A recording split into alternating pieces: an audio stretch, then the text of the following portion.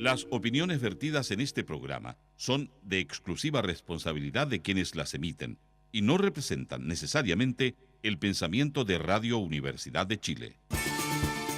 Fundación Progresa presenta en Radio Universidad de Chile Cambio de Switch, el espacio progresista de reflexión y diálogo con la conducción de Marco Enrique Sominami. Cambio de Switch, el programa radial menos neutral de Chile.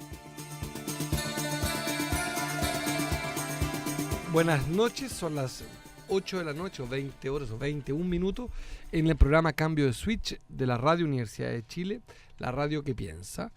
Estamos hoy día en un día, como siempre, como todos los locutores dicen que todos los días son especiales. Es un día muy especial. Y estamos muy contentos de estar aquí en el programa de la Fundación Progresa. Buenas noches a todos y a todos. Tenemos 4 invitados, todos líderes de la Fundación Progresa, todos miembros del directorio de la Fundación Progresa, todos expertos en sus áreas y todos fascinantes, bellas y bellos. Los voy a presentar. Primero está Beatriz Stager, que es arquitecta, que ha desarrollado una reflexión muy ácida sobre la urbanización de nuestra capital. Y la vivienda social, y la precariedad de la vivienda social. Mitad brasilera. Una parte. Y Rodrigo Chaurille, que es también arquitecto de la Universidad de Chile, que también es profesor y que también se ha especializado en vivienda social y en desarrollo urbano. Juan Carlos Urquidi, que es, esta pareja arquitecto, además de ser pareja en la vida, compartimos además la amistad de nuestras hijas, son además, ambos fueron voceros nuestros en el proyecto 2013, en la campaña presidencial, y son también gente que queremos escucharse respecto al tema de Valparaíso hoy día. Saludo además a Juan Carlos Urquidi, economista, abogado, que ha desarrollado también un punto de vista muy crítico respecto de la sustentabilidad del medio ambiente y tiene una consultora o fundación que se llama Sustentarse. Así que buenas noches. Buenas noches. Y Raúl Requena es sociólogo, vivió la buena parte de su vida fuera de Chile, fue sindicalista, se ha transformado en un experto en materia laboral y sindical y es un compañero de ruta también. Buenas noches. Buenas noches. Oye, les propongo, antes de abrir los teléfonos, porque tenemos este programa que es interactivo, les propongo 2 temas a los auditores y auditoras, a quienes les vuelvo a las buenas noches.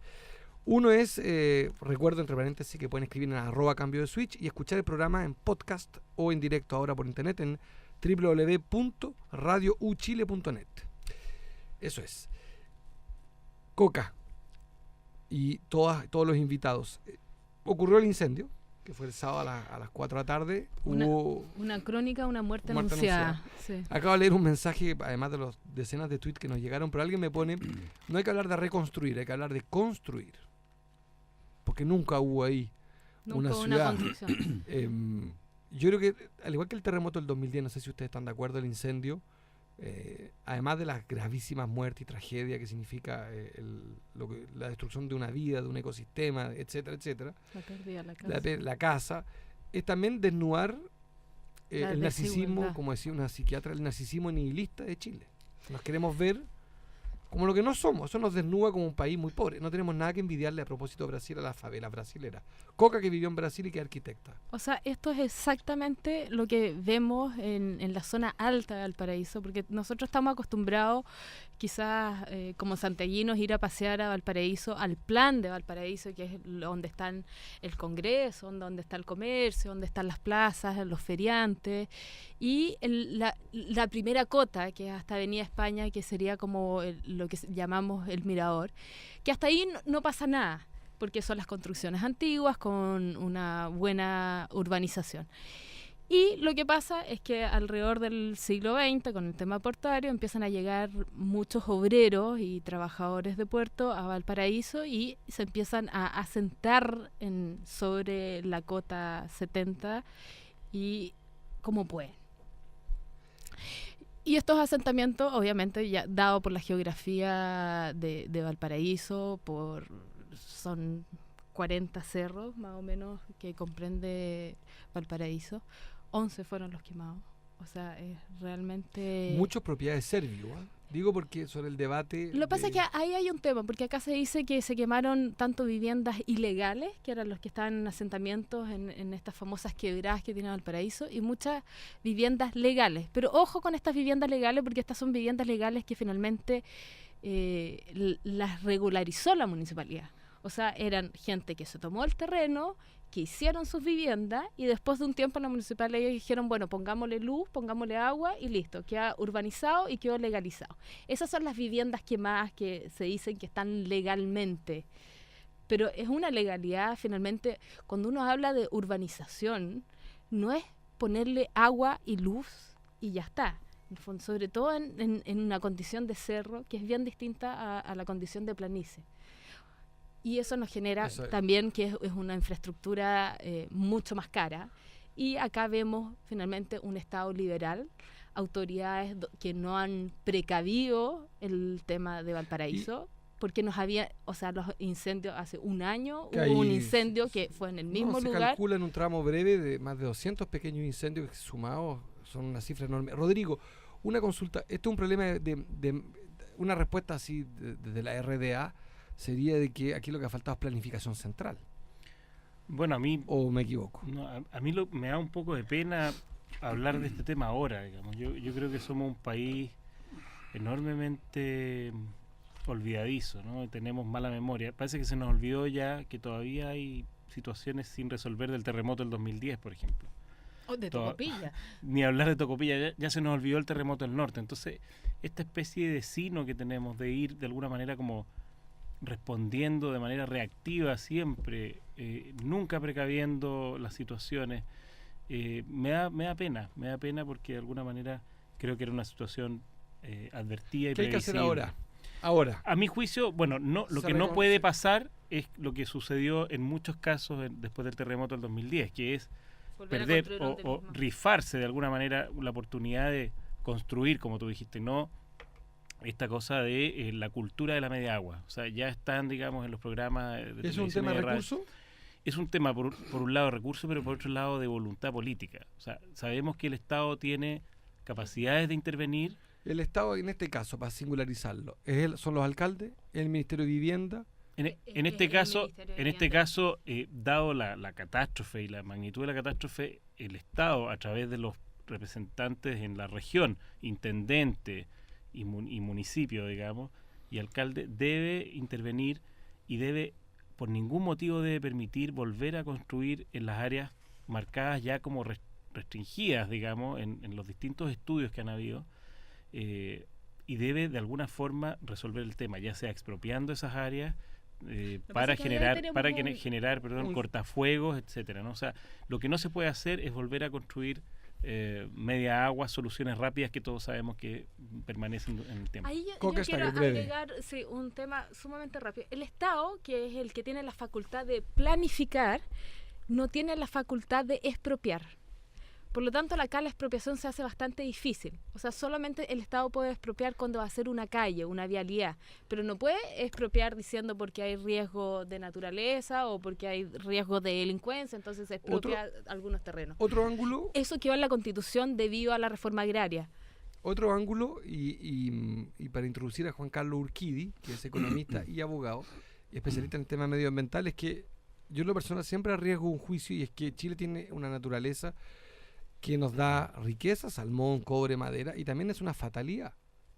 A mí me tocó vivir el exilio en una tierra donde no se mueve la tierra, no hay tsunami, no hay aluviones, no hay derrumbe, que Francia, para ponerlo en caricatura, pero me tocó vivir buena parte de mi vida en un mundo que se llama el viejo continente. Chile tiene psicología de colonos, tenemos psicología isleña, pero además de colonos, que siempre me impactó cuando llegué a Chile la cantidad de Jeep 4x4, el Elite, quiero decir. Claro, el Jeep tiene que ver también con la idea de que uno está colonizando y viviendo en una naturaleza hago un comentario un poco frívolo, pero Chile tiene una naturaleza bien particular. ¿Cuántos países viven esta cantidad de tragedias de manera tan frecuente? Juan Carlos, ¿la naturaleza en esto es indomable? ¿Somos nosotros los que la clase política la que habla demasiado poco de la naturaleza? ¿Es un problema? ¿La precariedad de la UNEMI es el reflejo de una visión también de lo que somos los chilenos? Sí, bueno, Juan Carlos Urquidi. Estoy en esto dudando entre seguir dos dos cauces de desarrollo de ideas respecto a este tema. Claramente Chile es un país de naturaleza muy diversa, pero también se ha visto esto con el tiempo agravado producto de los efectos del cambio climático. No nos olvidemos que hoy día tenemos zonas terremoteadas en el país, no hace mucho tiempo, un gran terremoto en el norte, tenemos sequías prolongadas por más de casi 6-7 años en distintas partes del país, prácticamente todo el país está bajo estado de sequía, y tenemos incendios. Entonces, yo diría las sequías son incendios y terremotos silenciosos. Las sequías son claramente hoy día un efecto muy pernicioso y probablemente una de las causas directas o inmediatas más destacables o más claramente identificables en el incendio lamentable de Valparaíso.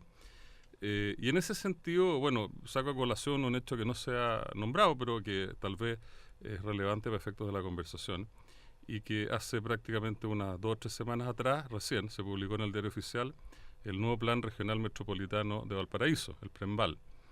Y bueno, la Ley de Medio Ambiente es clara en el artículo 7º, digamos, en los primeros artículos de la ley se habla de la evaluación ambiental estratégica. Y la evaluación ambiental estratégica precisamente tiene por objeto tratar de analizar cuáles son todas las implicancias que tiene el desarrollo de los planes seccionales, intercomunales, o sea, comunales, interregionales, en fin, etcétera, los planes de desarrollo urbano. Y en ese sentido creo que se comete un error, porque nuevamente el Plan Regional Metropolitano que se dicta no tiene evaluación ambiental estratégica. De nuevo, hace 3 semanas, esto entra en vigencia, ahora, hoy. Una pregunta, porque yo creo que los que somos menos expertos, uno se va perdiendo un poco en esta cantidad de siglas, de términos que habría que cumplir. La explicación es porque hay mucho desconocimiento. Voy a ser jefe del sindicato de políticos. Porque somos productivistas, porque vemos la naturaleza simplemente como un factor más de producción, porque somos profundamente perezosos y no leemos las minutas que nos mandan los asesores, porque es un tema muy complejo, que es un tema que tiene unos estadios de abstracción muy alta, de en qué minuto se planifica, o porque el lobby es muy fuerte. ¿Cómo se explica, Juan Carlos? Sí, yo en esto creo que, siendo bien directo, yo creo que hay codicia en todas estas transacciones, en todos estos criterios, en todas estas aplicaciones.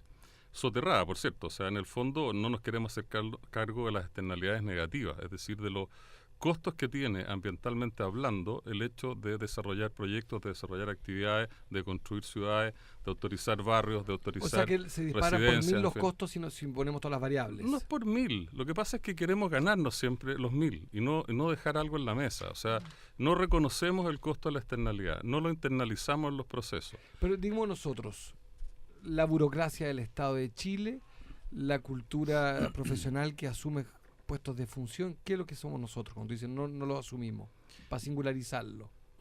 Yo no quiero ser demasiado en esto teórico, pero claramente todos conocemos a Adam Smith, la mano invisible del mercado, y todos conocemos a Ronald Coase y el teorema del costo social. Hemos leído todo a Coase, pero todos nos hemos quedado con Adam Smith. O sea, en el fondo no hemos internalizado el hecho de que cualquier actividad humana tiene costos y tiene impacto. En esto, un claro ejemplo también es dónde está la flota de helicópteros y aviones cisternas de CONAF. No hay.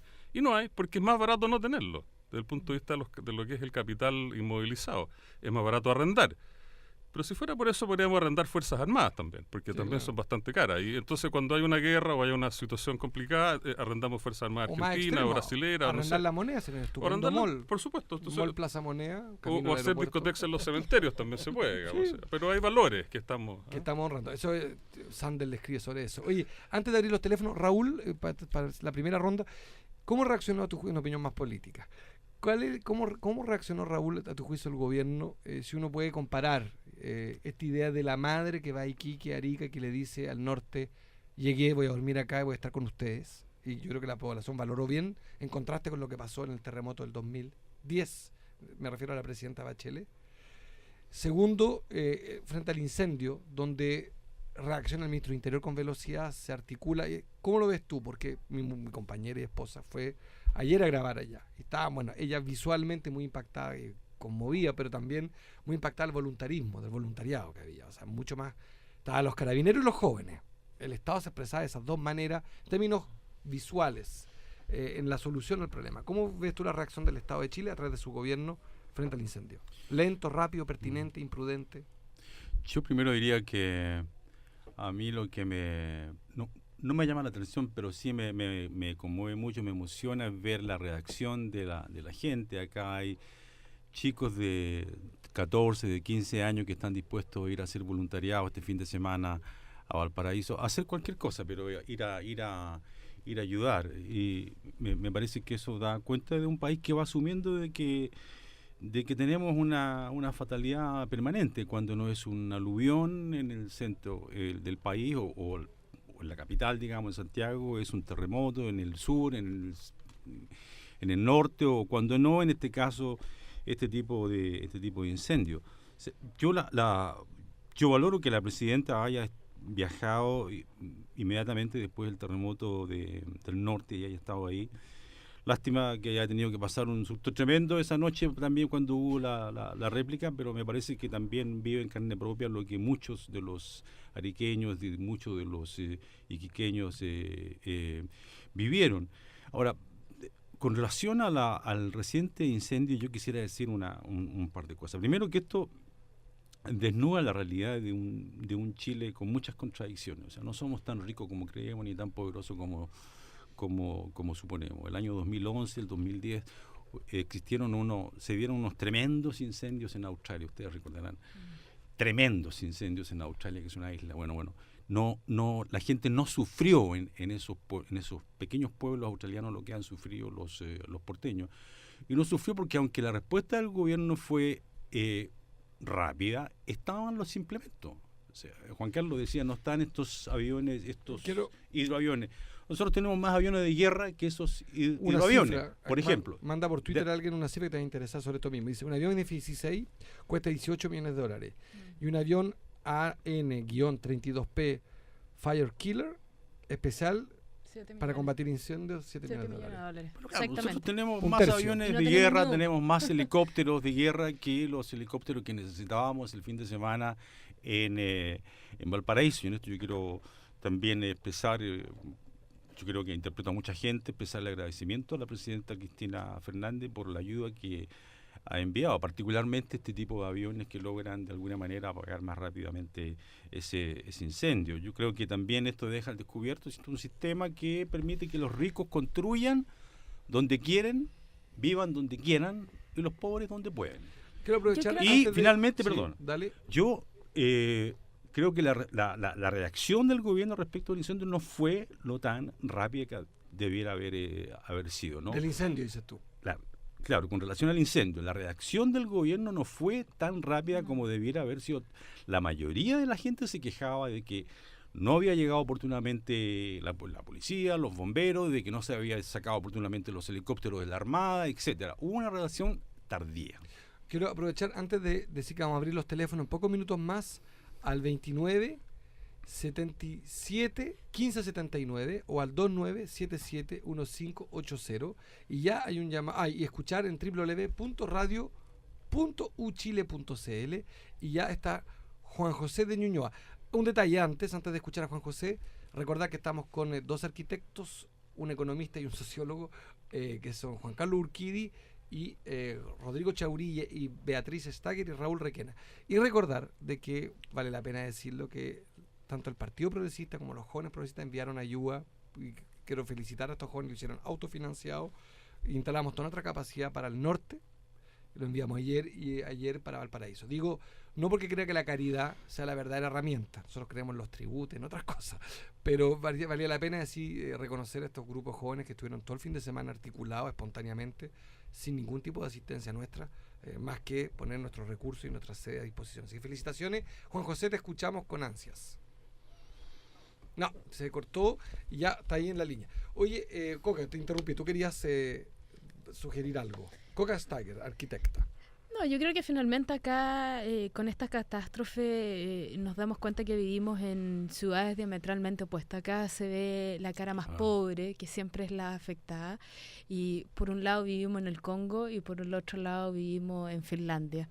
Y lamentablemente esta precariedad y esta segregación urbana que tenemos... respeto a los congoleños. Con todo el respeto, Pero es una realidad en el fondo, y una realidad y que lamentablemente se desviste cuando existen las catástrofes, porque finalmente los que siempre se ven más perjudicados son la gente más pobre, en los terremotos, en los aluviones. Vamos a escuchar a Juan José Ñuñoa, te escuchamos de nuevo, ahora sí. Hola. Juan José, ¿Aló? sí te escuchamos. Buenas tardes. Sí, hola, disculpe, no escucho muy bien, pero quería manifestar mi posición sobre lo que significa la planificación. Te escuchamos mal. Estamos sin ¿Aló? señal. El último intento. Juan José, dale. Hola. Tu posición sobre la planificación central. O sea, está sin señal. Un abrazo, Juan José. Oye, Juan Carlos, tú instalaste esta idea de que finalmente el problema es mucho más teórico que práctico. Va a ser bien brutal. Nos estás diciendo que el problema no son la veleidad, la vanidad, la debilidad de los funcionarios X, Y, ni de un gobierno, es que es un problema a esta altura teórico, de cómo como sociedad le hemos dado un cierto valor a una visión sobre los costos y la convivencia y a otra visión. Eso es, ¿no? Efectivamente. Lo tuyo ya es cultural, es estructural. Es estructural, porque, a ver, y dentro de todo, como en todas las cosas ocurre, hay que partir con un marco conceptual. Acá reaccionamos siempre somos los reyes de la reacción. Todo es curación, Déjame ser de reacción. periodista. Es Sí. difícil anticiparse a un terremoto, para ser de abogado al diablo. Sí, pero uno puede prever. No, lo pero que hace la el teoría de terremoto. los riesgos. El tema y es hay- prevención. Es claro, prevención. hay Prevención mucho- fundamentalmente. Hay mucho desarrollado sobre riesgo. ¿Ah? Y claramente, por ejemplo, por poner un paralelo, simplemente no quiero hablar de cosas que pueden ser desafortunadas, pero claramente el incendio y los estragos en los códigos penales en el mundo están clasificados siempre como una cosa bastante espantosa, terrible. Pero en Santiago, por ejemplo, nos ha dado por construir rascacielos de no sé cuántos son, 70, 100 pisos. Y claramente no hay un plan que yo sepa, que se vea, por lo menos de los usuarios, de las zonas donde están estos rascacielos, que se pueda seguir en caso de un siniestro. ¿No? Recordemos que la Torre Santa María hace unos cuantos años atrás tuvo un episodio bastante lamentable con gente que falleció, con muchos heridos, con un gran peligro. Y estos rascacielos se construyen sin que exista un equipamiento, o sea, no hay un desarrollo conceptual previo. Nos vemos antes proactivamente, no planificamos. En esto la planificación no siempre es mala. Todo el mundo le tiene miedo a la planificación central porque es el Estado el que dice qué se puede hacer o qué no se puede hacer. Y eso a veces es razonable, eso a veces es deseable incluso para una sociedad. Y nosotros acá lo estamos desechando porque siempre pensamos que es más fácil la solidaridad. Pensemos el tema de los bomberos, por ejemplo, por un minuto, antes de hablar de las causas del por qué se producen estos incendios o este tipo de estragos. Los bomberos yo les tengo mucho cariño, pero me parece que llegamos a una etapa de desarrollo por la cantidad de población, por las condensaciones y por las densidades urbanas, que es necesario tener equipos de bomberos profesionales, tener equipamientos, ¿no es cierto?, tener carros con escaleras telescópicas, con toda una serie de tecnologías que están a disposición en el mundo. Para un país que se siente desarrollado, perteneciente a la OECD, no podemos tener bomberos que son cariñosos, que son buenas personas, que son gente de barrio. ¿Está a favor de bomberos profesionalizados? Sí, yo creo que sí, yo creo que estamos... puede ser una mezcla, pero tenemos que pensarlo. Eso no se piensa, sino que se reacciona nuevamente sobre el desastre. Esa es nuestra tendencia natural. Rodrigo Chaurille, arquitecto. Sí, solo para poner un punto de una lista, digamos, que cuando una persona normal, común y corriente se hace propietaria de un inmueble vía un crédito hipotecario, lo que sea, está obligada a tomar un seguro de incendio y un seguro de terremoto. Yo me pregunto en este caso, ¿cómo podemos permitir que la gente más vulnerable, más pobre, simplemente no tenga seguro? O sea, viva en una situación de vulnerabilidad absoluta. Totalmente absurdo, claro. O sea, que el Estado, tu propuesta sería que el Estado incluso buscara mecanismos.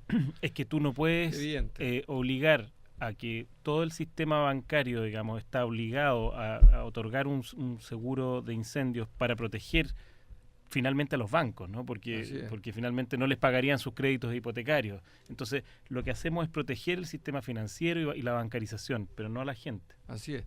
Raúl Requena, recuerdo que estamos en Cambio de Switch y estamos en programa Cambio de Switch, ya dije, con expertos fascinantes y atractivos sobre el tema del incendio, tratando de buscar soluciones más que simplemente denunciar. Yo, a propósito de lo que señalaba Juan Carlos, de los edificios en Santiago y en otras grandes ciudades de Chile, Concepción, Antofagasta mismo, si uno mira, está lleno de edificios, o La Serena, por ejemplo. Claro, En fin.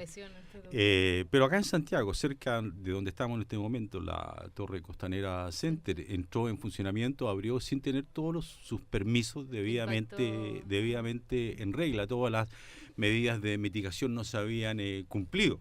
Entonces, aquí nosotros tenemos por una parte, mala nota en prevención de riesgo. Mala nota en prevención de riesgo.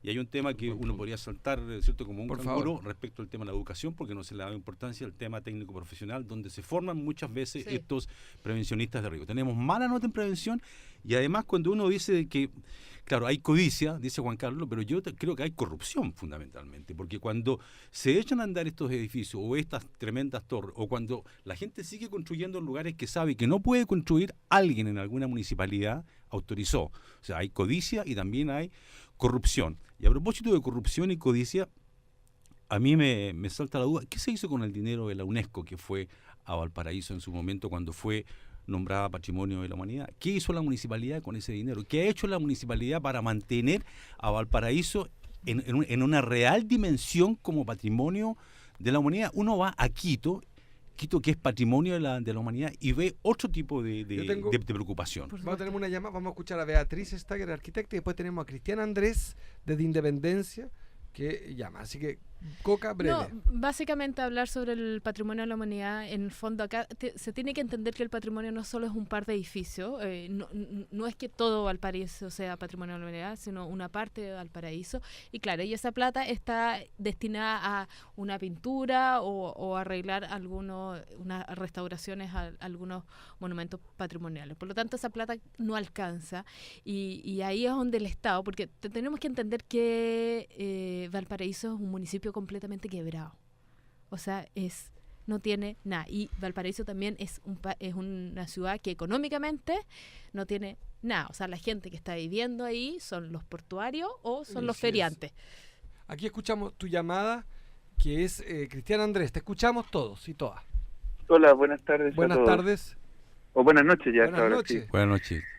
Sí, lo que pasa es que, bueno, yo ayer escuchaba en la radio cooperativa a un señor de la Universidad de Chile que decía que él había previsto esta situación hace un año más o menos, un poco más de un año, y hay un artículo que se puede encontrar en el diario El Mercurio del 11 de marzo del año pasado, en el Mercurio de Valparaíso.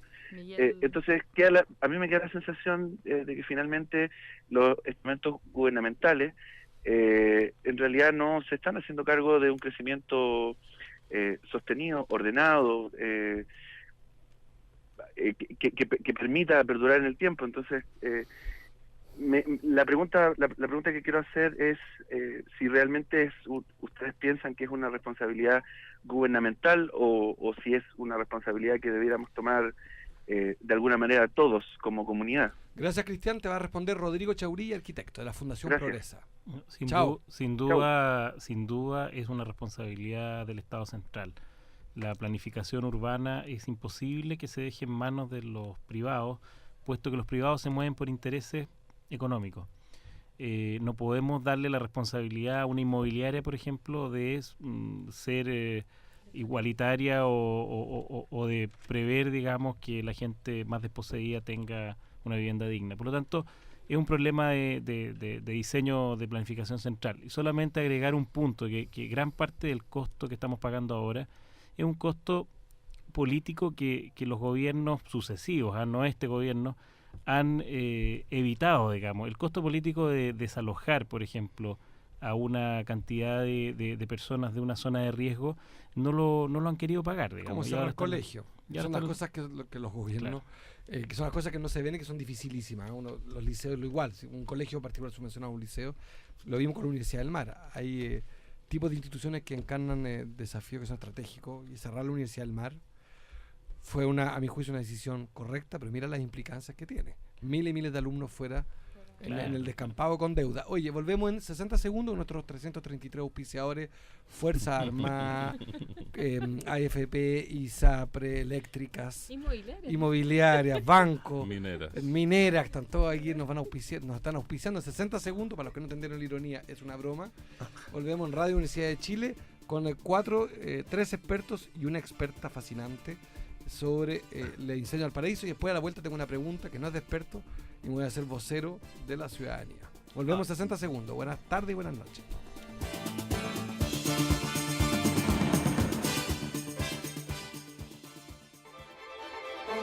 Ediciones Radio Universidad de Chile presenta el libro Talentos al servicio de Chile. Pensar alto, sentir hondo, hablar claro, del profesor y periodista Sergio Prenafeta Jenkin. En este libro se recogen 50 testimonios de vida, aportes y propuestas en el campo de la ciencia y tecnología de distintos naturalistas, académicos, humanistas y científicos nacionales y extranjeros al servicio de nuestro país. Adquiera su ejemplar en Radio Universidad de Chile, en Librería Prosa y Política y en Librería Lea Más del Centro Cultural GAM. Desde cualquier lugar de Chile y del mundo, escúchanos en línea a través de nuestro diario electrónico, diario.uchile.cl. Gracias al gentil auspicio de la Facultad de Ontología de la Universidad de Chile, el Zócalo Nacional abre las puertas de Sala Máster para ofrecer un espectáculo con jóvenes y notables exponentes de la escena musical local. Paula San Martín y Frente Cero serán los encargados de llenar de energías musicales este espacio el próximo jueves 24 de abril a partir de las 20:30 horas. La adhesión es de 3.000 pesos.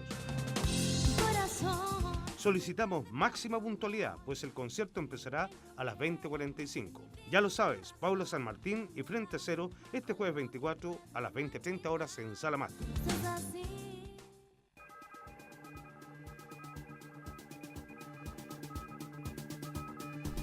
Buenas tardes o buenas noches en Radio Universidad de Chile, en Cambio de Switch. Recuerden que pueden escribirnos como lo han hecho ya Feli Pro, Garciela Burgos, Soy Político, Marcelo Delgado, Sonia Robles, Víctor Saavedra, Verónica Cifuentes, Verónica Saavedra, en Twitter, @Cambio de Switch o @Marco por Chile, y después cada uno de los invitados dirá su Twitter. Estamos con dos arquitectos, un economista y un sociólogo, tratando de buscar soluciones al desafío del incendio. Hay ahora una llamada desde Providencia.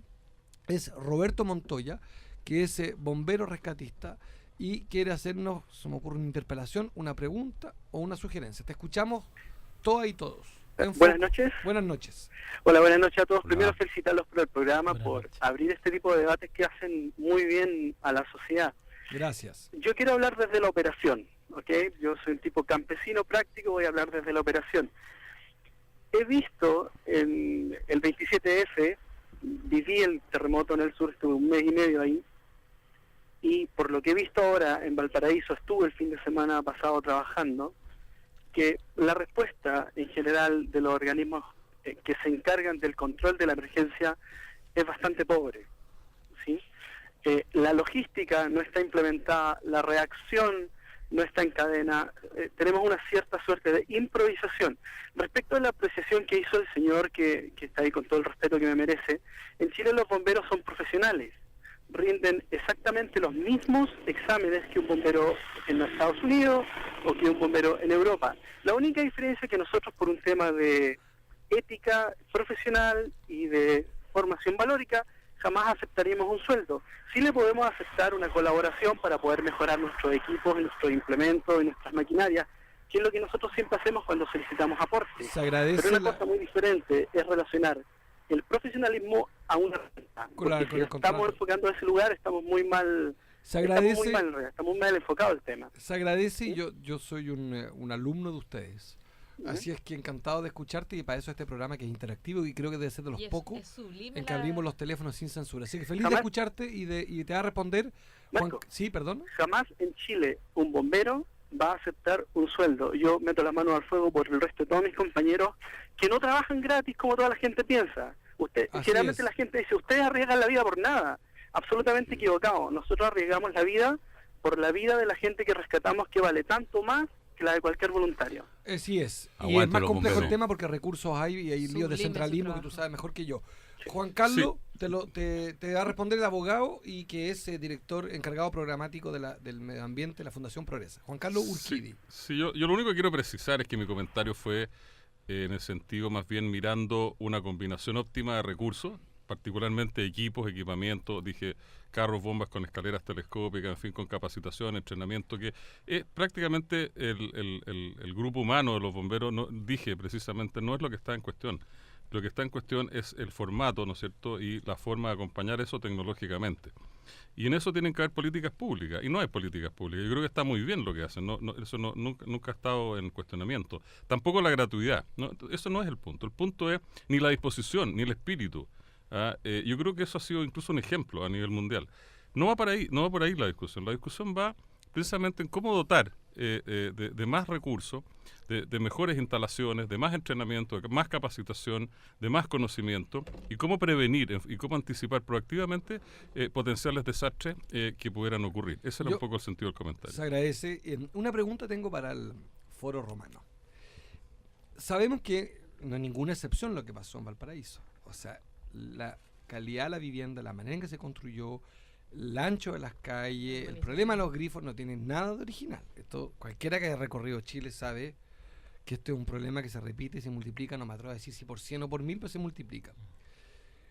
¿Qué tiene que hacer hoy día un gobierno que tiene la información de que esto se puede reproducir pasado mañana en otro lugar? ¿Qué hay que hacer? Expertos o ciudadanos, vecinos, consumidores. Básicamente planificar. En el fondo, acá en Chile como que empezamos al revés. Ponemos las viviendas y después vemos cómo planificamos la ciudad. Necesitamos planificar tanto territorialmente como urbanamente.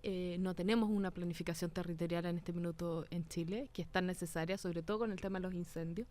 Y no tenemos un Estado que se haga cargo de la planificación urbana. Yo creo que también es importante descentralizar, o sea, todos los recursos, todas las riquezas terminan, digamos, todos sabemos dónde, en Santiago. Las regiones producen riqueza y finalmente no ven los réditos de esa riqueza. Y parte de este problema, digamos, del incendio tiene que ver con la precariedad y la pobreza del municipio de Valparaíso. Yo quisiera, antes de darle la palabra a Raúl Requena, subrayar por qué, porque mientras escuchaba, los escuchaba usted, la importancia que en un programa de radio no solamente se escuche a viva voz y espontáneamente a los testigos, en este caso un bombero, sino yo estoy convencido que Twitter mata la voz del experto, porque en 140 caracteres es imposible razonar.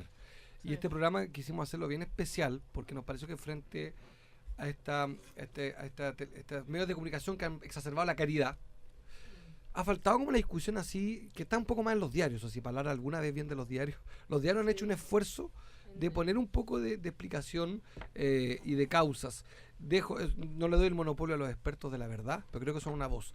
Raúl, y después tenemos una llamada también de la reina, de Antonio. Raúl Requena, sociólogo. Sí, yo creo que lo que está también acá flotando es la ausencia de previsión que hay de parte de este gobierno, ahora la que hay de parte de los gobiernos anteriores, porque esto no es primera vez que pasa en Chile, no es primera vez que tenemos un terremoto, no es primera vez que alguna ciudad chilena se inunda, no es primera vez que hemos tenido blackout en algunas partes del país, en fin, hay una ausencia brutal de previsión, y uno lo puede ver saliendo de esta calle o recorriendo varias calles de distintos barrios, pero particularmente en este barrio acá de Providencia, la cantidad de árboles que no se han podado, va a llegar el invierno, la cantidad de hojas que están ahí sin recogerse, va a llegar el invierno, insisto, las calles se van a inundar, uno le echa la culpa a la mayor cantidad de vehículos que circulan, pero la verdad que desde los gobiernos regionales, desde los gobiernos locales y desde el gobierno central hay ausencia de planificación,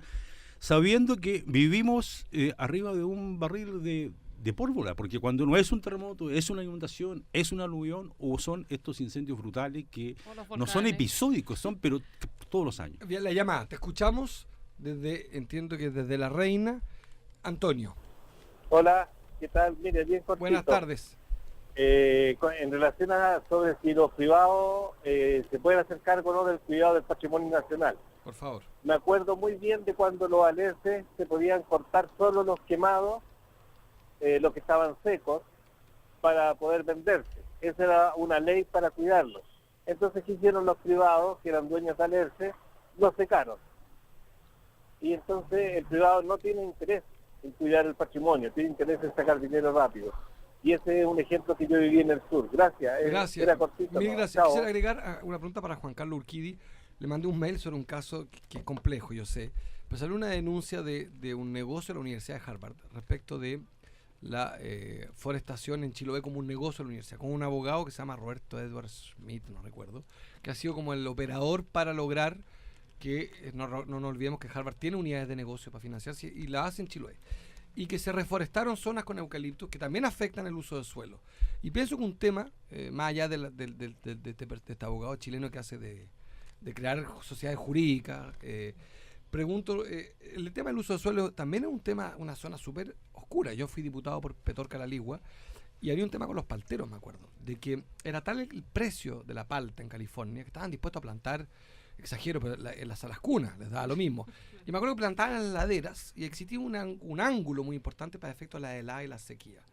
Pienso, en este caso de Chiloé, donde está este abogado Edward Smith, o en el caso de los palteros, o en el caso de lo que acaba de decir el vecino, el uso del suelo también es un área completamente desatendida por Chile. ¿Dónde se está construyendo? Piensa la desafectación de territorios urbanos que se transforman en rurales, de el uso del suelo. Juan Carlos Urquidi. Sí, yo creo que en Chile desafortunadamente hay un atraso paleolítico, por ponerle algún nombre, en materia de desarrollo regulatorio. Y no es porque las leyes o los reglamentos sean buenos o malos, sino que son necesarios, es un mal necesario. En nuestro país, el cambio de uso suelo, por un decreto muy antiguo, que es el decreto ley 1939 de Tierras y Colonización, cuando todavía existía el Ministerio de Tierras y Colonización, hoy día Bienes Nacionales, estableció que todas las tierras en Chile son de destino agrícola. Y por lo tanto, teniendo ese enfoque, es necesario realizar cambios de uso suelo cuando uno quiere dedicar territorios, ¿no es cierto?, a otra actividad, como turismo, como industria, como minería, como energía, en fin, concesiones. Y ese trámite hay que hacerlo ante una serie de organismos públicos, pero en una muy desafortunada estructura jurídica. Toda la dimensión jurídica de estas discusiones se ha ido quedando en el olvido. No hagamos, o sea, ni siquiera quiero hacer un paralelo con el Código de Riego o el Código de Agua, pero no un Código de Agua, un Código de Riego. Cada vez que el Código de Agua establece el destino del recurso hídrico, señala una heredad, y una heredad es un inmueble agrícola. Es decir, de nuevo volvemos, ¿no es cierto?, a las antiguas amarras que había entre el agua y la tierra, que era precedente a la ley de reforma agraria. Entonces, en ese contexto, no es raro ver que haya empresas extranjeras. Yo dificulto que la gente en Harvard, que los funcionarios, la gente del staff o los directores, conozcan en detalle el hecho de que hoy día hay una investigación judicial respecto de la tala de alerces en Puerto Montt. Yo creo que eso no lo conocen. Y no lo conocen porque esta unidad de negocios de Harvard tiene precisamente por objeto crear oportunidades para generar recursos para que estudiantes que no tienen los medios puedan hacerlo en forma gratuita. O sea, tiene un fin benéfico. Pero por el otro lado, no tiene un mecanismo de fiscalización. Y aquí es donde empieza el problema, porque los marcos regulatorios han sido totalmente excedidos.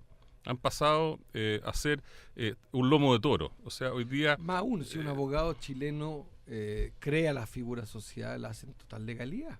Absolutamente. O sea, el señor Edward Smith en eso, a mi cosa es algo que es poco ético. Pero una discusión que es distinta. Pero claro, porque lo que pasa es que hoy día, si miramos el contexto real de las cosas, hasta el Código Civil es un problema. Si derogáramos el Código Civil, puesto de otro modo, si derogáramos la ley del tránsito para vender más automóviles y más vehículos, probablemente sería un gran negocio, pero no tiene sentido. Derogar el Código Civil, ¿no es cierto?, para poder, digamos, no tener el obstáculo del derecho de propiedad de terceros y yo poder desarrollar mis negocios pasando por encima de esos derechos. Eso es lo que nos está poniendo los problemas que estamos conociendo los distintos frentes, los distintos ámbitos de acción en el país. Raúl Requena, entre paréntesis, en Twitter ya impresionante la cantidad de retweets que han hecho por el tema del CONAF y también ahora me pone el link que está en CIPER Chile, el tema de la tala de árboles de Harvard. Raúl. Yo vuelvo sobre el tema de la ausencia, por lo menos desde mi punto de vista, la ausencia de prevención que hay casi ante todo fenómeno natural que se provoca en el país. No se trata de que uno vaya a predecir o adivinar cuándo viene un terremoto, cuándo se va a producir un incendio, pero una vez desatado esa tragedia o ese desastre natural, ha quedado en evidencia de que no hay un verdadero plan de emergencia, no hay un plan serio en cuanto a la prevención. Y yo diría que una de las formas que mundialmente está reconocida como elemento de combate ante esta ausencia de prevención es disminuir el grado de vulnerabilidad en que mucha gente se encuentra, o en que muchas poblaciones se encuentran, ¿no? Porque si no tuviésemos, si Chile no se diera cuenta realmente de lo que ha pasado en Alto Hospicio después del terremoto, después conocemos Alto Hospicio, Guara y muchas otras cosas más, y uno se da cuenta del grado de vulnerabilidad en que esa gente vive, no solamente por los bajos salarios, sino por donde viven, ¿no? No hay agua potable, no hay electricidad.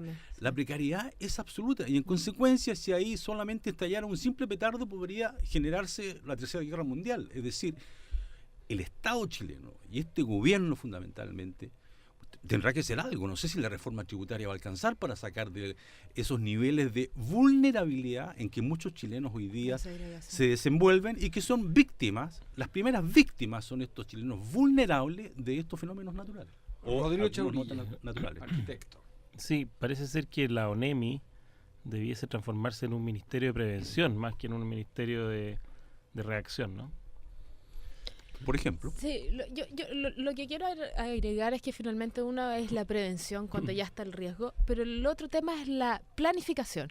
O sea, sabemos que tenemos maremoto, que tenemos tsunami, sabemos que tenemos Raúl, sabemos que tenemos catástrofes naturales y por lo tanto, pero por otro lado vemos en el norte como finalmente estaban los hospitales en zonas inundables, como estaban los colegios en zonas inundables. Y eso es un tema de planificación, las cárceles. O sea, es un tema de planificación urbana. Tenemos que empezar a planificar y hay zonas de riesgo donde no se puede construir. Pero está Verónica de Santiago Centro, que también quiere participar. Te escuchamos ansiosamente. Ya, hola. La única mujer que saca la voz por las otras mujeres. Digo, no, te la coca, de todas maneras. Lo que decía la niña recién tiene de relevancia, porque la televisión aquí en Chile es comercial y ella dirige el presente y el futuro no existe, solamente el presente de las personas, la sociedad chilena, porque ahora esto está sirviendo para que todos los medios de comunicación estén de cabeza dándole con un martillo al tema. Pero se aproxima un mundial de futbolero y esto va a quedar en el olvido, porque la misma cadena de televisión que es comercial se encarga de que los afectados y damnificados y aporreados después se olviden endeudándose con los asaditos y celebrando los goles, porque en mi país lamentablemente, Marco, y los demás participantes ahí, incluyo yo también, tenemos el gobierno que nos merecemos, porque fueron 20 años que pudimos haber crecido, en que podríamos tener hasta las ollas de cobre, hasta todo lo que es esencial en las cañerías de cobre. Somos un país riquísimo en cobre, pero los devuelven después a precio más caro. Entonces, si la derecha colonial actúa como actúa, el hijo del señor Larraín atropelló a un señor y lo dejó tirado, y esto le sirvió para taparle también su proceso penal. Mi país es realmente una sociedad con excepciones como los que estoy escuchando ahí, y mucha gente que apoyó a Marcel Cló, a Rosana Miranda. Esa gente vale, pero no está dentro del gobierno porque son excluidos. Se agradece, pero Verónica. Llega el fútbol y se va a acabar. Se agradece, Verónica. Más aún, ayer tuvimos otro programa de radio y hablábamos de esto, de que la televisión cada día se parece más a internet. Una ola reemplaza a otra ola. Fue el terremoto hace 10 días, hoy el incendio, mañana el mundial. O sea, pero yo creo que la televisión, el mensajero, sí tiene una falla, la televisión es evidente. Y no, porque el sensacionalismo que se ha dado, o sea, palabras como hay un gran asado en Valparaíso, esto es como un gran asado, o sea, yo creo que es una gran torpeza, pero un dato, entonces que interesante cómo pasó eso, me parece importante subrayarlo. ¿Qué les pasa a los periodistas y animadores? Cuando están al aire y ven que el rating marca, ¿qué les dice el editor? Estira. Claro, ¿qué significa? Estira el chicle. Sigue en Twitter, con lo cual Mónica Pérez, después de media hora de ganar tiempo, no porque sea informativo eso, sino porque había rating, claro, termina diciendo la frase más brutal de todas, como es que hay un gran asado, parece un gran asado. Esto parece como un gran asado. Claro, pero esa brutalidad tiene muchísimo que ver también porque el rating invadió un área muy sensible de la vida, que es la información. El rating en la entretención puede tener un rol, pero no lo tiene. O el terremoto de los incendios. No lo tiene en la información. Y llegó un llamado, pero no logro leerlo porque estoy cada día más ciego. es una hoja, es un mensaje. Oye, voy a leer muchos tweets. Juan Ignacio López, 8. Cantidad de gente, Alejandro Hernández, Filipro, una cantidad de gente que ha escrito, bien impresionante como despertó, incluso más que otros temas. Yo creo que el ángulo del incendio, no tanto desde la compasión solamente, que es tan importante, y la condolencia, y la emoción, sino también de tratar de preguntarnos lo que está a mi juicio, ¿qué hacemos? Que casi sociológicamente está detrás del incendio, y es que se da en un cerro, que es de las imágenes que menos muestra Chile. Viña del Mar, que tiene alguien decía una frase media simplona, pero cierta, tiene un living fabuloso, pero los campamentos más grandes de Chile. Es mirar Valparaíso. Exacto. Claro. O sea, Valparaíso es el escenario finalmente de la gente que vive en Recreo, de la gente que vive en Viña del Mar, pero esconde la pobreza más grande que hay. O sea, no olvidemos que Valparaíso es el lugar donde más campamentos hay en Chile. Así es, Viña del Mar. Valparaíso. Es Viña, ¿no? No, ¿segura? Sí. Casi segura que... A mí me llama la atención Rodrigo Chaurilla, al ver la gente, las reacciones de la gente, que, bueno, primero que nada acusan una absoluta desprotección y dicen, bueno, aquí en realidad el gobierno no ha venido y los que nos han ayudado son voluntarios. Y acusan también una cierta como autosuficiencia, es decir, a nosotros no nos vengan con nada, nosotros vamos a juntar nuestros materiales y vamos a volver a construir acá. En el fondo es como una cierta como conformismo a una situación de desprotección y también de improvisación. O sea, ellos están acostumbrados a improvisar. A mí varios testimonios, a mí se me quemó la casa el año pasado, la reconstruí, bueno, se me quemó de nuevo. Y es como si fuese normal, digamos. Y ese estado de normalidad es el que a mí me preocupa, digamos. Juan Carlos Urquidi, sí, y después Raúl. Déjame, yo tal vez quisiera sintetizar un poco acá un concepto que nace o que está emergiendo solo, que es el de cambio climático o clima cambiante. Es más bien clima cambiante que cambio climático. A ver, explícanos la diferencia.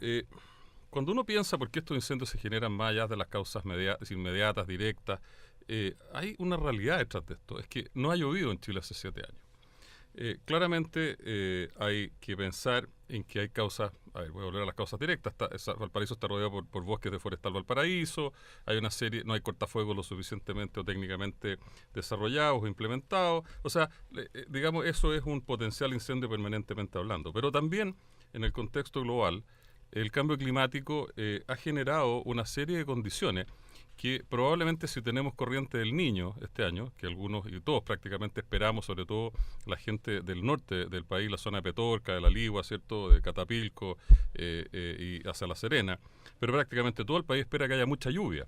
Pero esta lluvia va a llegar sobre terreno muy seco y probablemente eso va a significar aluviones, va a socavar y por lo tanto, aunque estemos viendo el Mundial de Fútbol, en el interín vamos a estar lidiando con mucha desgracia por el tema de las inundaciones. ¿Cuál es la preparación que ha hecho el gobierno para eso? ¿Cuál es realmente el trabajo previo? ¿Cuál es la planificación? No hay. Si vamos a reaccionar nuevamente. Entonces vamos a pasar de un desastre en otro. Y creemos que eso es el desarrollo de la vida. Yo creo que eso hay que cambiarlo. Creo que hay que eliminar esa visión del país. Hay que tratar de empujar por cambios de políticas públicas que signifique de una vez por todas reenderezar el curso de la historia de este país. No podemos seguir por la vía de afrontar incendios, de afrontar inundaciones, de afrontar sequías, de afrontar terremotos, sin una política pública previa conceptualmente articulada. Y en materia de cambio climático hay medidas de mitigación, de compensación. Chile ha hecho muchos compromisos, pero no cumple ninguno. Entonces, es muy fácil comprometer la palabra, pero cuando llega el momento de cumplir lo que hay que hacer frente a las naciones del mundo en materia de reducción de gases de efecto invernadero, no hacemos nada, simplemente instalamos más termoeléctricas, lo que importa acá es crecer infinitamente, las externalidades no que las pague un tercero, no nosotros, porque vamos a ser nosotros y somos subdesarrollados, entonces hay toda una discusión que no se ha abordado y que me parece que es de la esencia de lo que estamos hoy día viendo y atestiguando. Muy bueno. Raúl, para ir cerrando, porque quedan 3 minutos. Yo respecto de por qué seguir viviendo ahí, a mí eso también me llama mucha la atención. Yo recuerdo el famoso aluvión del año 96 o el año 97, ¿no? Bueno, eso de la quebrada de Macul sucedió, claro, y tú vas ahí ahora y vas a ver más casas, más edificios, la gente sigue viviendo ahí. no hay forma de que salgan. ¿Por qué siguen viviendo ahí? ¿Por qué Alto Hospicio creció como creció? ¿Por qué se multiplicó como se multiplicó? ¿Por qué una serie de otras ciudades que están hacia arriba, ¿cierto? En Antofagasta también uno ve que crecen desmesuradamente. ¿Por qué pasa lo que pasa en esta cantidad de cerros que están en Valparaíso? Yo creo que la gente sigue ahí porque hay una sensación de desprotección tremenda que crece y crece. Y finalmente, yo solo quiero decir respecto del tema de la solidaridad. Así como una gran cantidad de jóvenes adherentes al progresismo y al Partido Progresista y muchos otros jóvenes que simpatizan con el Partido Progresista hicieron una recolección de víveres este fin de semana para ir a Valparaíso, a mí me llama poderosamente la atención que, por ejemplo, la Asociación Central de Fútbol haya programado un partido a beneficio, que juega, mañana es un partido a beneficio que juega Colo-Colo con una selección y hay que pagar entrada. Yo digo, los clubes son sociedades anónimas. Los sponsors de estos clubes debieran ellos, la gente debiera entrar gratis, la gente debiera entrar con un paquete de leche, con un sábana, con cualquier cosa, pero la verdad es que la sociedad es anónima y estos sponsors, Adidas, Nike y otros, son los que debieran poner. ¿Por qué? Porque seguimos viviendo en esta... Hay una señora que quiere mandar un saludo, que es María, y que nos manda un beso a nosotros, y en particular parece que al que habla. Así que 1000 besos, María, y gracias. Últimas palabras, gracias Raúl Requena. ¿Su Twitter o su Facebook? Ninguna de las anteriores. El Twitter, RRM53. Así, ahí pueden insultarlo. Ahí pueden escribirle. Un encanto. Sustentarse. Esa es la web. @ sustentarse. Perfecto. Ese es el Twitter. Ok, ¿y web? Web es www.sustentarse.cl. ¿Alguna web, Raúl? www.timefocus.net.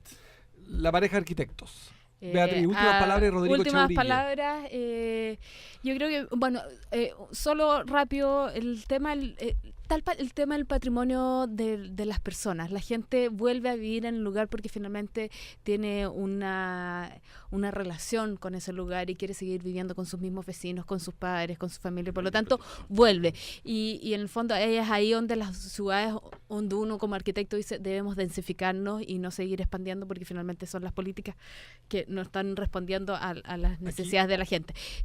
Para terminar, creo que lo que tenemos que analizar es que a mí me da la sensación frente a todo esto es que vivimos en un estado liberal que es rásquesela por sí solo, o sea, como tenemos una salud precaria, una educación insuficiente, viviendas indignas, en el fondo es un estado liberal que deja que la gente haga lo que Gracias. quiera. ¿Tu Twitter, Coca? @Beatriz Tiger. Última palabra, Rodrigo Chaurilla, antes de despedirnos, próximo martes a las 20 horas. Dale. Sí, me llama la atención, por último, comentar que el mismo gobierno haya hecho un llamado en la misma noche del siniestro, del incendio, a donar madera y planchas de zinc. O sea, desde el gobierno una señal pésima, digamos, en términos de sigamos construyendo tal cual improvisado como lo hemos hecho hasta ahora, con materiales combustibles, con toda precariedad. ¿Tu Twitter, Rodrigo? @Rodrigo Chaurilla. Perfecto.